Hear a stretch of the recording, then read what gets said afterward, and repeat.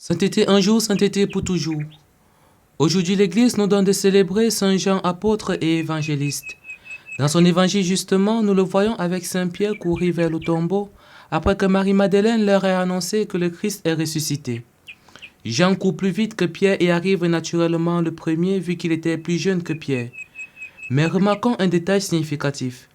Jean arrive le premier et s'arrête à l'entrée du tombeau. Il n'entre pas, mais attend que Pierre arrive, qu'il entre, pour entrer lui aussi à son tour. Je tiens à noter que Jean était le disciple à avoir vraiment suivi la passion du Christ du début jusqu'à la fin. Il était le seul disciple à être au pied de la croix du Christ avec Marie. Donc il était le disciple le plus fidèle, le plus loyal, bref, il était un peu le bat-combi de Jésus, son bro de la belle vie, mais aussi de la plus grande galère de Jésus.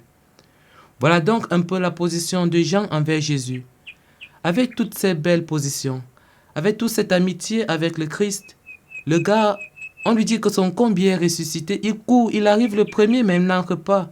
Il attend que qui vienne d'abord entrer. Pierre, celui-là même qui a régné Jésus, qui a juré par tout ce qu'il a de plus cher, qui n'a jamais marché avec ce gars qu'on appelle Jésus. Et on nous dit que c'est ce traître, ce lâcher-là que Jean a attendu avant d'entrer dans le tombeau pour voir son combi ressuscité. Quel respect de la part de Jean. Quelle humilité. Le gars a attendu probablement parce qu'il savait que malgré qu'il est le meilleur combi de Jésus, Pierre reste son aîné non seulement en âge, mais c'est également lui le chef que le Christ a laissé. C'est sur lui que le Christ a bâti son église. Nous sommes au 3e jour de l'octave de Noël. En Noël, on parlait encore de l'humilité et aujourd'hui, voici un pan de cette humilité qu'on doit avoir.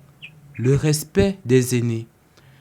Nous les jeunes qui ne respectons plus personne, que ce soit nos parents, nos grands-parents ou encore n'importe qui d'autre qu'on ait en face de nous, on s'en tape, on dit ce qu'on pense et de la manière la plus irrespectueuse possible.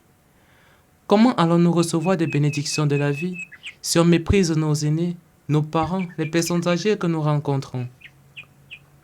Même si tu es DG, PDG ou encore je ne sais quoi, même si tu as le plus d'argent que ton frère, ta soeur, même si tu es le plus intelligent de la famille, mon gars, n'oublie pas ta place.